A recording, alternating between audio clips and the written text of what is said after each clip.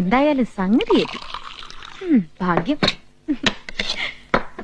മധുവേട്ടന് ഞാനാന്ന് മനസ്സിലായില്ല. എന്റെ അമ്മ പൊളിഞ്ഞോ? എന്താ മധുവേട്ട വിളിച്ചത്?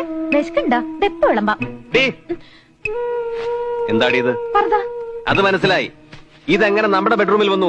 ഇത് കൊള്ളാം. അതെനിക്കെങ്ങനെ അറിയാം? നീ എന്റെ അടുത്ത് വിളച്ചിലെടുക്കരുത്. കാലത്ത് ഇത് വിട്ടുകൊണ്ടുവന്ന ലൈലയുടെ കരണം തടിച്ച നീയല്ലേ? പറയണേ, നീയല്ലേ? അതെ, ഞാൻ തന്നെയാ. അവളുടെ ഒരു കരണത്തിലേ അടിക്കാൻ പറ്റുള്ളൂ എന്നുള്ള സങ്കടമേ ഉള്ളൂ. അവളെ എന്തിനാ നീ അടിച്ചത്? എന്തിനാന്നാ ചോദിച്ചത്? എന്റെ ഭർത്താവിനെ വഴിതെറ്റിക്കാൻ വേറൊരുത്തി നോക്കുമ്പോ ഞാൻ പിന്നെ എന്ത് വേണം? കൈ വലിച്ച് കരണം തടിക്കണോ അത് കൈ കൊടുക്കണോ? എന്താ ഇരിപ്പ്! മുട്ടി ഉരുമി ഭാര്യ പോലല്ലേ ഇരുന്നിരുന്നത്. മധുവേട്ടനൊന്ന് എസ് മൂളിരുന്നെങ്കിലേ അവൾക്ക് റിമോട്ടിൽ ഇരുന്നേനെ. തീർച്ചവള്. മതി, നിർത്ത്. ഇന്ദു, ഇത് സിറ്റിയാണ്.